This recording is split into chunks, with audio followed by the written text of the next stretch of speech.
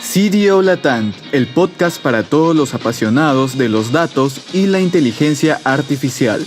Únete a nosotros en cada episodio donde exploramos el impacto positivo de estas herramientas en las organizaciones y la sociedad. Nuestro objetivo es democratizar la información y el uso de los datos en Latinoamérica. En cada episodio te traemos las últimas tendencias y las ideas más disruptivas en el mundo de los datos y la IA, de la mano de expertos en el tema. Comenzamos. Hola, un saludo muy cordial para toda la comunidad de CDO Latam. Un placer nuevamente de estar con ustedes en este espacio para conversar con un amigo, además experto, practitioner de la ciencia de datos y de la inteligencia artificial con una amplia trayectoria para abordar unos tópicos que son realmente relevantes en este momento de transformación, de cambio en todo nuestro entorno global, la geopolítica, los impactos que están teniendo la tecnología en nuestra sociedad y en nuestro trabajo. Primero que nada, bienvenidos nuevamente. Yo soy Carlos Calderón, soy el Managing Director de Vixora, que es el brazo de innovación y tecnología del grupo Ferreycorp para las industrias pesadas en Perú y ahora próximamente en Chile. También soy miembro orgulloso de CDO Latam y soy el director fundador de la Academia de Ciencia de Datos e Inteligencia Artificial de la UTEC. Me complace presentarles a Micael Colemich, a quien tuve la suerte de conocer hace algunos años acá en Perú. Hoy vive en México. Lo conocí cuando él lideraba el proceso, el proyecto de adopción de ciencia de datos e inteligencia artificial en Belcorp. Ya lo voy a dejar para que se presente y nos cuente un poquito más de él, pero hoy día también lo tengo que presentar ya como presidente de nuestra asociación, presidente de CDO Latam, y antes de darle el pase, augurarle un magnífico proceso de presidencia en esta linda institución. Mi querido Mica, bienvenido, un placer tenerte aquí con nosotros. Carlos, muchísimas gracias y un saludo a todos desde la bella ciudad de México. Y como mencionabas, ¿no? Pues ahí iniciamos con las presentaciones. Entonces, yo soy ya presidente de CDO Latam.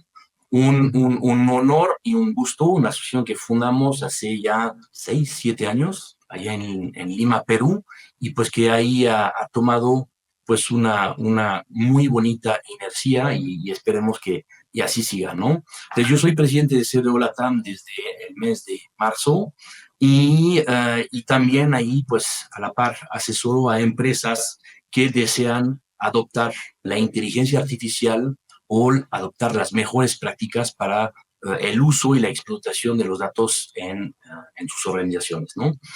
Y desde el mes de enero ya, bueno, también formo parte de un proyecto que, que dio inicio el gobierno francés, que se llama el AI Action Summit. Es una misión de un año. Está coorganizado por la OCDE, la OCDE, por las Naciones Unidas, por la Comunidad Europea y los países que firmaron esa convención. Entonces, por un año también ahí voy a fungir de representante para esa organización, para ese proyecto, para toda la región Latinoamérica, ¿no? Entonces, un honor estar aquí, Carlos, y muchísimas gracias por esta invitación. Genial, Mica. Bueno, antes de esto tenía que mencionar que estamos en la décima, esta es la 10ª edición del podcast y lo hemos titulado AI and Global Power Shifts, porque vamos a efectivamente a tratar de entender qué significa el AI Action Summit, ¿no? Este evento que hubo hace poco en París y que obviamente tiene un significado profundo como una respuesta a un contexto brutalmente cambiante donde la inteligencia artificial está jugando un rol relevante, crítico diría, ¿no? Entonces, para situarnos y empezar ya directamente a abordar nuestros temas, separemos esta conversión, si te parece, en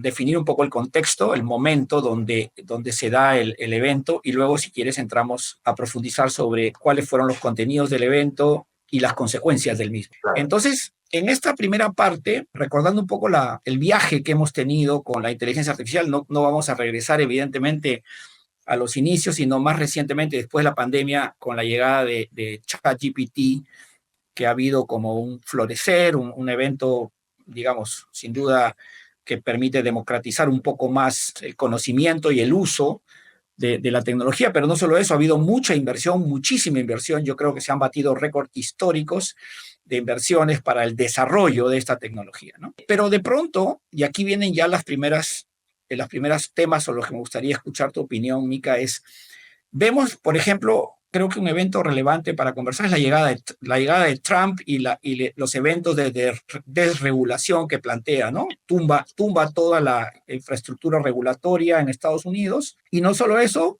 no solo quita el pie del freno, por decirlo, sino que además engancha segunda y acelera con 500.000 millones de dólares para impulsar este proyecto que se llama Stargate, ¿no? Donde participan privados, para intentar alcanzar o ponerse a la par de la velocidad que está alcanzando China, que sabemos que cómo funciona el gobierno y el mercado chino, si podemos llamarlo mercado. ¿Cuál es tu opinión sobre este primer evento? ¿Qué reflexiones te traería? ¿Qué piensas que son las consecuencias de una decisión de este tipo y qué podría pasar? Sí, mira, te doy ahí un poco de contexto de este evento. Tú mencionabas el evento que tuvo lugar en París en febrero, que se llama el AI Action Summit. Este evento surgió formalmente en noviembre del 2023. Poco tiempo, casi a la par, al mismo momento de que Trump, antes de que tome posición como presidente, anunció el proyecto Stargate, ¿no? Que consiste en una inversión de 500.000 millones de dólares para desplegar sin control, casi sin regulación, la inteligencia artificial, y para que las empresas pues ahí se meten en esa brecha de desarrollo sin ningún control de esa tecnología, ¿no? Entonces, la idea del AI Action Summit surgió en esa misma época, en noviembre de 2023. Emmanuel Macron y otros jefes de Estado, creo que estaba Trudeau, estaba el primer ministro de la India y otros cuantos, creo que eran 23 países, dijeron, oye, tenemos que tener una respuesta multilateral y humanista a la iniciativa de Stargate, ¿no? Entonces, eso es como realmente surgió este segundo evento, que es el AI Action Summit. Fue una respuesta multilateral y humanista del proyecto Stargate. ¿No? Lo podemos resumir de esa manera. ¿Y en qué consiste? Pues consiste en permitir el uso, la explotación de la inteligencia artificial, pero siempre con un fin humanístico y de protección al planeta, ¿no? Entonces, ahí es interesante porque sí, ellos plantearon el fin de la explotación de la inteligencia artificial. Entonces, creemos que es como un contrapeso global y ético para poder ahí tener una respuesta que permita pues, que países que lo desean vayan más por el AI Action Summit que el proyecto Stargate, ¿no? Entonces, te diría que en términos generales es como no solamente yo interpreto ese evento, sino es como se planteó el evento. Claro, sería como la tercera vía, ¿no? Entonces, para tratar de encajar un poquito tu reflexión, claramente China y Estados Unidos están en una carrera desenfrenada y evidentemente con consecuencias, o sea, sin duda los mercados que más han desarrollado tecnológicamente son ellos dos, y el Action Summit plantea una tercera vía.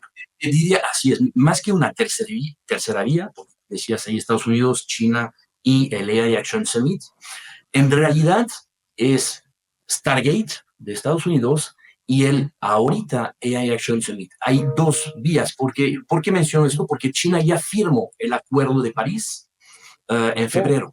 China es uno de los países que ya firmó. Solo 2 países presentes en ese congreso decidieron no firmar, que es Estados Unidos e Inglaterra. Los demás países, que son cerca de 60 y tantos países que estuvieron presentes, decidieron firmar el acuerdo. Y ya ahora, desde entonces, hay países que se van sumando al Acuerdo de París, que es el AI Action Summit, que tuvo lugar en febrero. Inglaterra anunció que posiblemente ya se iba a subir. Y yo creo que el contexto global sobre lo que sucede en Ucrania tiene mucho que ver, porque Estados Unidos claramente ya marcó su camino y excluyó de esa discusión a Inglaterra. Entonces parece que Inglaterra ya está eligiendo su bando y la inteligencia está tomando tal relevancia que se está volviendo pues un tema ya geopolítico. Así es, ¿no? Entonces, Sí, no, no, muy interesante lo que dices, porque entonces podríamos empezar a percibir que hay un sentido aislacionista de Estados Unidos. Si es que China ya se sumó al AIAX on Summit, efectivamente hablaríamos de dos vías, ¿no? es correcto. Sí. Interesante. Bueno, claro, no vamos a entrar ahora a profundizar más porque hay otros temas, pero claramente las consecuencias van a ser interesantes, ¿no? Hoy día uno ve sin duda dónde están las empresas tecnológicas más desarrolladas. Uno ve que se crean en Estados Unidos o migran a Estados Unidos, ¿no? Y justo de eso vamos a hablar, porque el segundo evento que ha habido reciente, que también merece una reflexión, es DeepSeek. ¿Qué reflexiones te merece la llegada de DeepSeek al mercado norteamericano, sabiendo todo las toneladas de inversiones que se habían realizado previamente? Es decir, yo si fuera inversionista me sentiría muy incómodo haber ganado solo un año o dos tal vez de tiempo, pero teniendo que invertir, hay diversos cálculos, pero lo más serio se habla de unas 12 veces menos de inversión, ¿no? Porque hay que quitar el entrenamiento, hay que ir al desarrollo solamente. Pero ¿cuál es tu reflexión, mi querido Mika? No es solo propio a esta nueva tecnología que es la inteligencia artificial, y el que ha hecho la mayor inversión fue ChatGPT a través de su entrenamiento de modelo, la recolección de los datos y los cientos de millones de dólares que haya gastado, sino que es algo que típicamente se ve cuando pues está el primer jugador que pues gasta mucho y luego el que sigue pues aprovecha del conocimiento del primero pues para replantear las bases. Entonces evidentemente el costo es menor, ¿no? En ese caso es mucho menor. Y DeepSeek pues es el del cual más se habló como disruptor, pero pues LLM hay varios. Está ChatGPT, es el más conocido, más comentado. Está Claude que es un LLM bastante poderoso también y no ha requerido tanta inversión. Está Gemini de GCP de Google. Está Mistral, una plataforma francesa que también es open source y que también ahí permite pues, ahí hacer ese tipo de consultas. Y todos ellos han sido mucho más económicos que el primero que salió. DeepSeek es una tecnología china y sabemos que los chinos son buenos eficientando costos y yo creo que no es de sorprendernos. Y va a haber más, seguramente surgirán más soluciones, más plataformas que saldrán y pues que incluso compiten con mejores resultados que pueda tener ChatGPT, ¿no? Entonces ChatGPT es el que está a la vanguardia porque pues fue el primero, pero ahorita ya hay competencia. El costo yo creo que es muy normal. Y una última pregunta sobre DeepSeek. Hay muchos cuestionamientos, ¿no? No es fácil lograr lo que ellos han logrado, digamos. Hay algunas opiniones que hablan de los mecanismos de destilación. No sé si has escuchado hablar de... La destilación es una tecnología, se llama destilar modelos, que ya no, o sea, ya no tienes que volver a escribir el código de aprendizaje, sino aprendes cómo aprenden. Entonces, al destilar, te ahorras, digamos, todo el entrenamiento previo y vas directamente a solo cómo aprender, ¿no? Yes.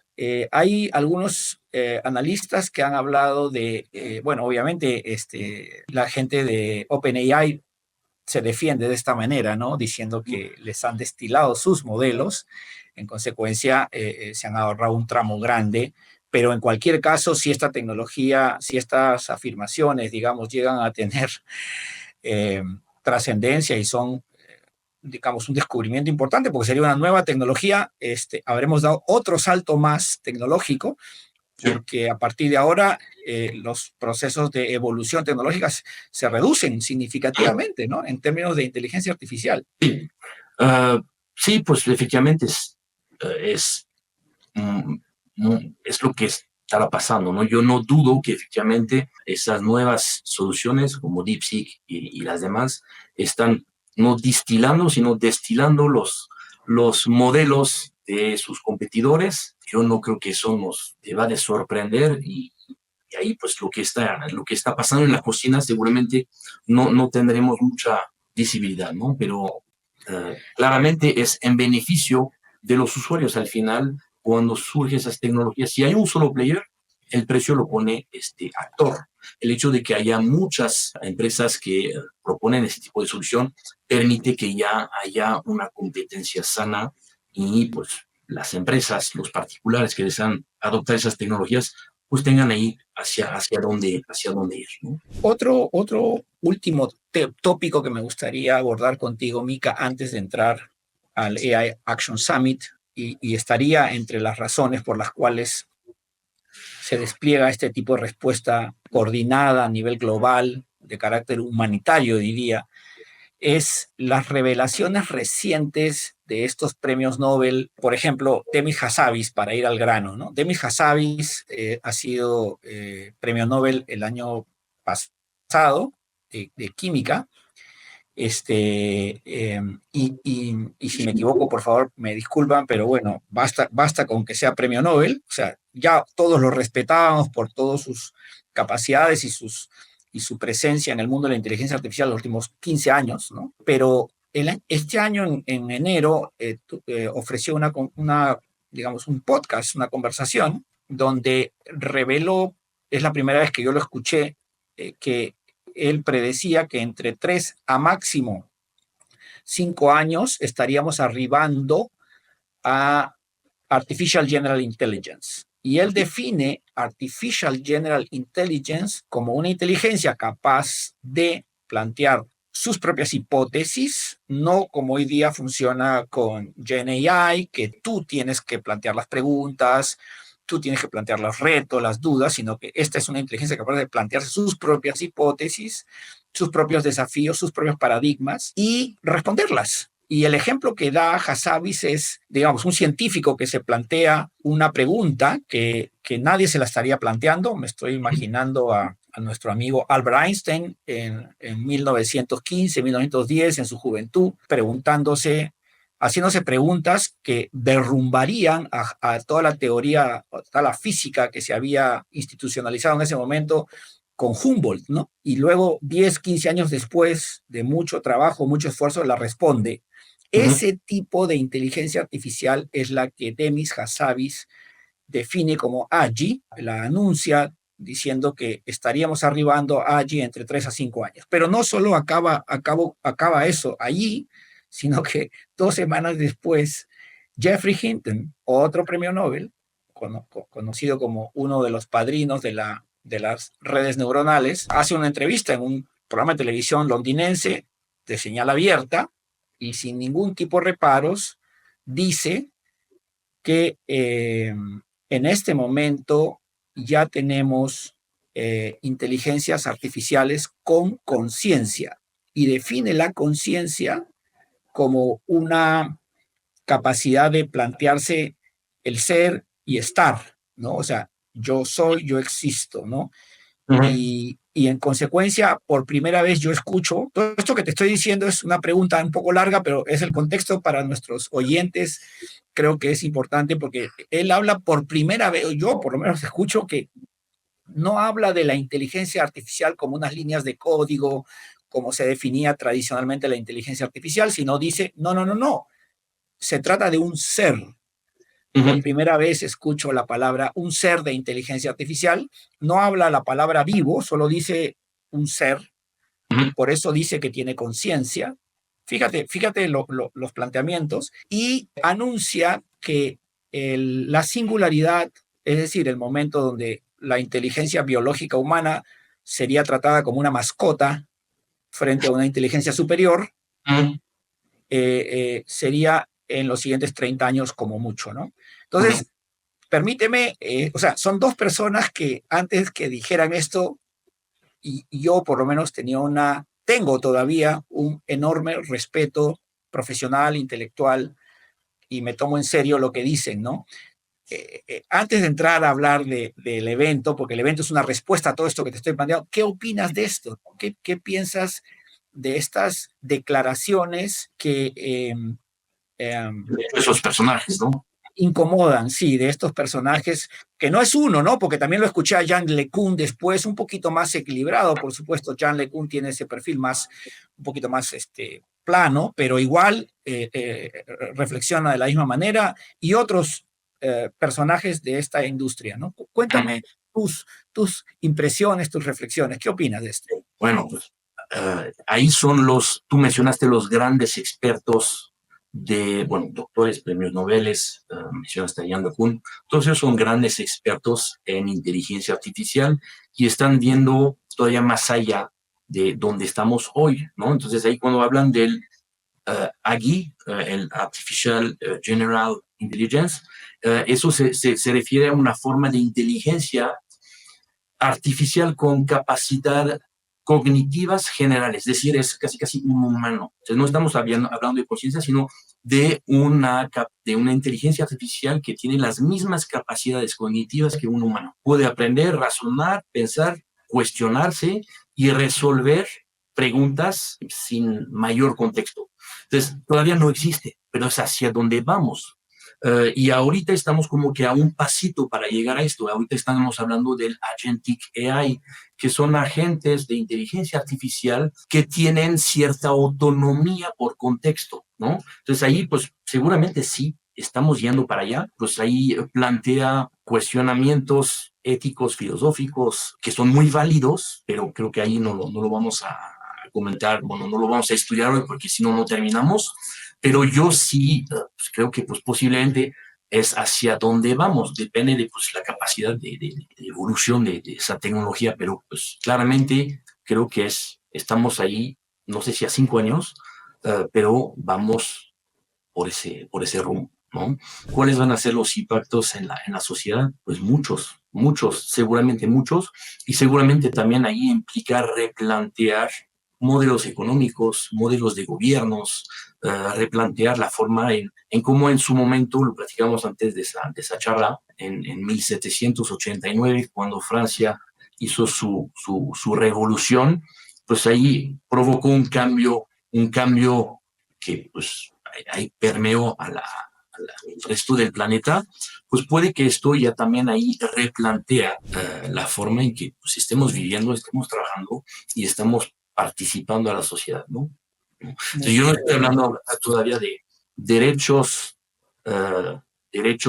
de la inteligencia artificial, pero tenemos que seguir protegiendo los derechos humanos antes que nada y ver la inteligencia artificial como una herramienta para mejorar pues, la vida y mejorar las condiciones humanas. Ojalá y seguimos en ese sentido. Y es el objeto o el objetivo del AI Action Summit. Yo creo que detrás de esto hay un cierto temor de que la inteligencia artificial y los humanos que están detrás de esta inteligencia artificial superpoderosa, pues tomen el control de la humanidad. Y seguramente ya esa respuesta es para que siempre no perdamos de vista que la inteligencia artificial se debe de desarrollar con un foco en el humano y en el planeta y en el bien común, ¿no? Entonces, ojalá eso suceda. Qué interesante, Mika. O sea, realmente escucharte porque efectivamente, has contado lo de la Revolución Francesa y la llegada de la democracia, ¿no?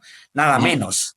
Y efectivamente, como lo conversábamos anteriormente, es decir, si hubiera sido un ricachón francés de aquella época, probablemente te hubiera apestado la igualdad de derechos, ¿no?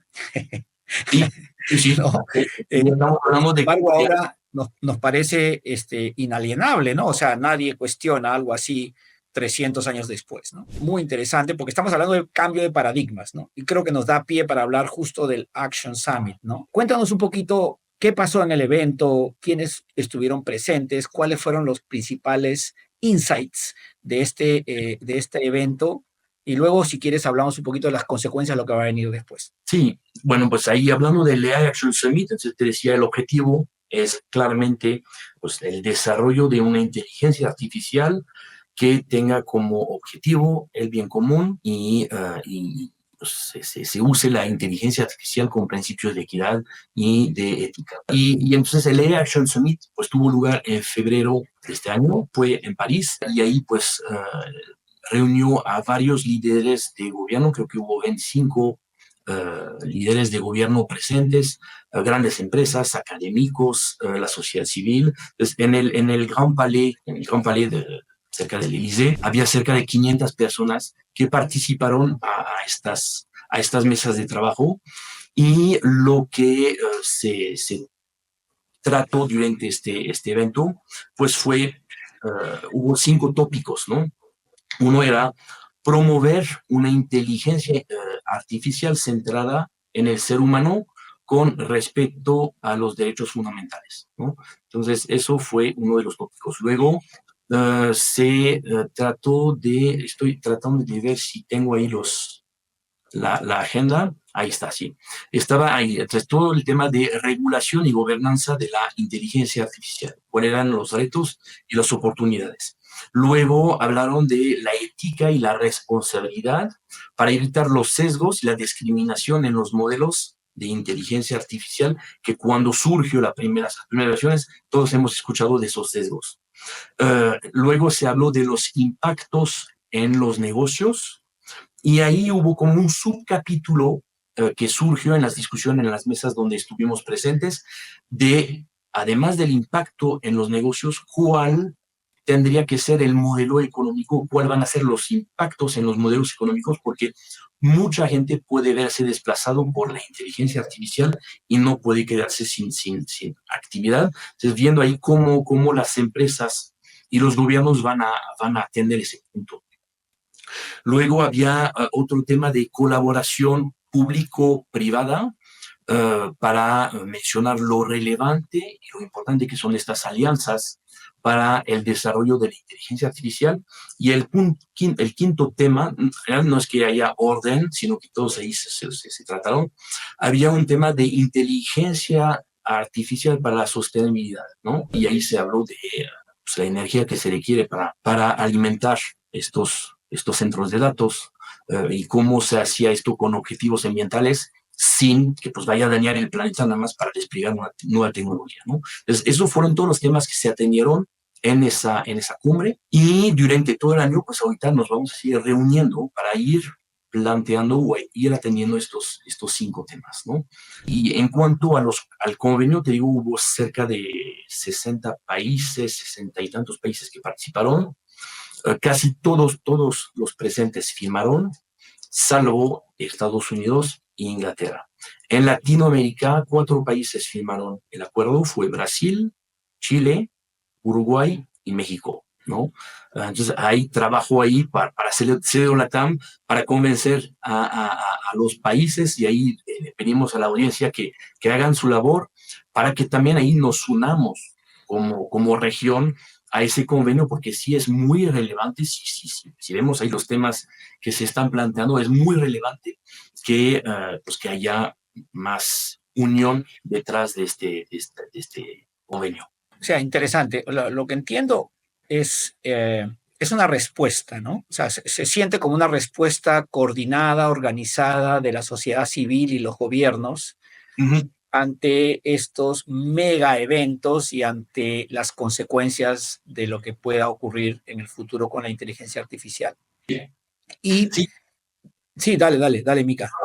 Lo que te decía al inicio de esta charla realmente por eso hablábamos de las 2 vías, ¿no? Porque China firmó el acuerdo, India firmó el acuerdo, varios países de África presentes firmaron el acuerdo, todos los países de la Unión Europea firmaron el acuerdo, 4 países de la región América Latina firmaron el acuerdo. Entonces, sí es una respuesta no de Francia al resto del mundo o de la comunidad al resto del mundo, es una respuesta multilateral y global a unas iniciativas como las de Stargate. Stargate, yo creo que realmente con la llegada de Trump y pues, las personas que lo rodean, claramente yo creo que hay una inquietud de ver que posiblemente pues, se hacen las cosas sin reglas o sin que sepamos lo que estén haciendo ahí en la cocina, y no nos vayan a poner veneno. Oye, Mika, y dicho todo esto, sin querer hemos llegado al espacio de geopolítica, ¿no? O sea, lo que se desprende después de lo que has comentado, y entendiendo que Reino Unido terminaría firmando, adhiriéndose al Global Action Summit, por lo que ya sabemos, uno desprende rápidamente un aislacionismo de Estados Unidos en en esta dinámica que se suma, digamos, a todos los comportamientos que hemos visto las últimas semanas respecto a la guerra de Ucrania con Rusia, ¿no?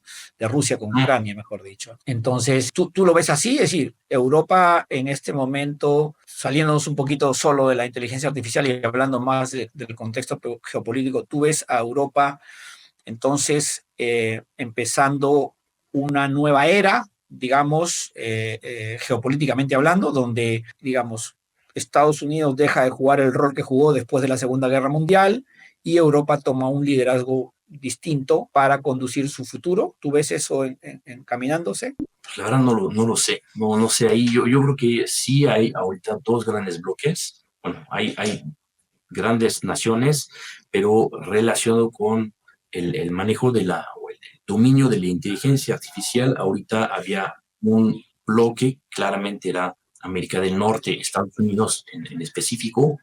Ahorita está creándose ese otro bloque que es una respuesta multilateral de todas las naciones que se quieren unir a esta respuesta, y puede que surja un tercer bloque. No hemos hablado de Rusia, pero Rusia también tampoco se queda quieto con esos desarrollos, porque pues tienen mucho interés en poder seguir explotando esas herramientas.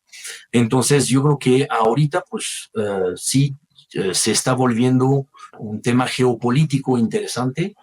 Todos están viendo ahí la inteligencia artificial como una herramienta muy poderosa para pues asentar su dominio y a ver cómo se desarrolla. Yo creo que ahí necesitamos la inteligencia artificial que nos ayude para responder esa pregunta, no sé, pero pero claramente sí hay un tema ahí de las naciones, de los gobiernos que están muy interesados en la inteligencia artificial por obvias razones, porque todos se dieron cuenta del potencial que tiene esa tecnología, no solamente las empresas, eh, los ejércitos de las distintas naciones, los gobiernos.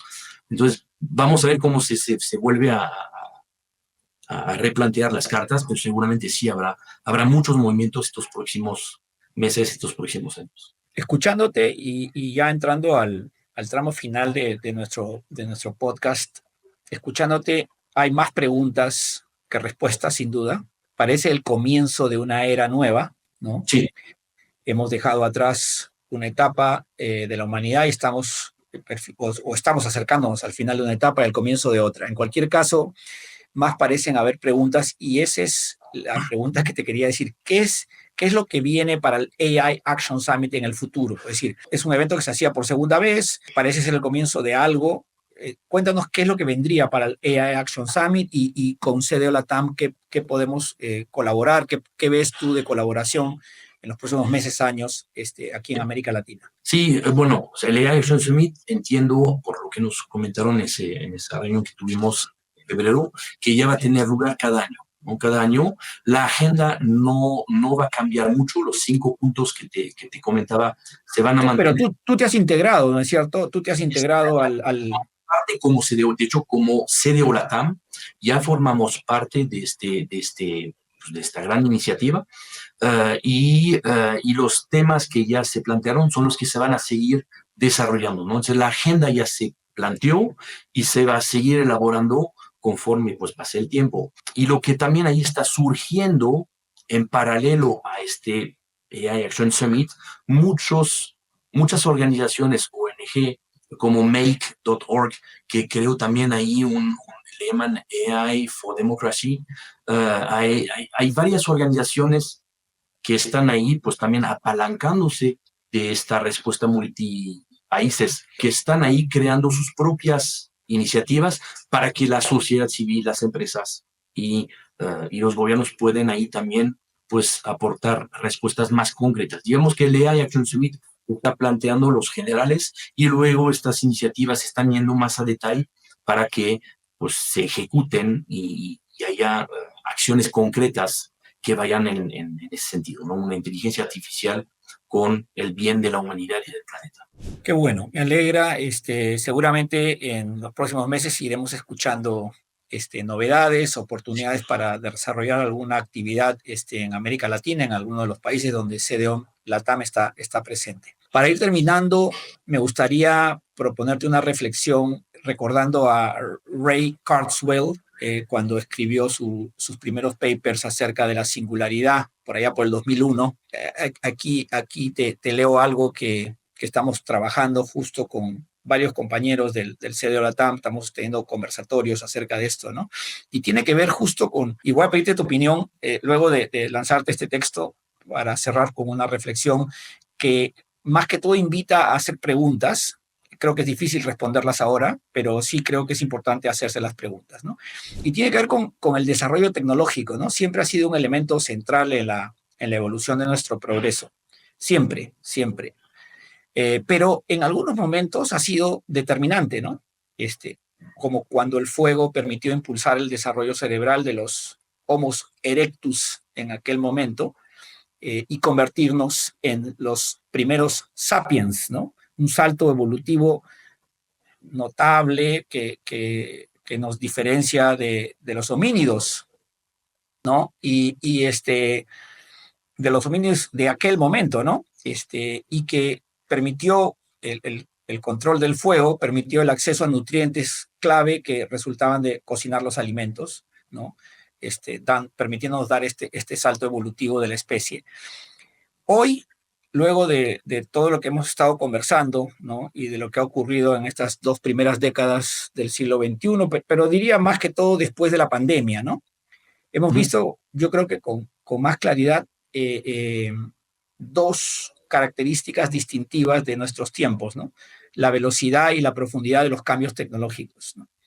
Y Ray Kurzweil predecía en ese ensayo que había escrito en el 2001, él le llama la ley de rendimientos acelerados, que es un momento, un periodo donde abandonamos el crecimiento lineal y pasamos a uno exponencial. Estoy leyendo sus propios textos, cuyas mejoras se retroalimentan, ¿no? Acelerando el desarrollo hasta un punto donde el ritmo de cambio tecnológico será tan rápido y su repercusión tan profunda que la vida humana se verá transformada de forma irreversible.